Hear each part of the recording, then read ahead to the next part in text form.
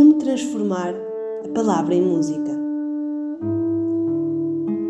O primeiro disco a solo da saxofonista Ana Souza reúne 7 obras inéditas que procuram responder a esta pergunta. Resultado da encomenda a vários compositores portugueses, as obras musicais foram inspiradas por livros de escritores portugueses. Acompanhada pelo guitarrista João Pires, Ana Souza leva-nos numa viagem musical pela literatura portuguesa.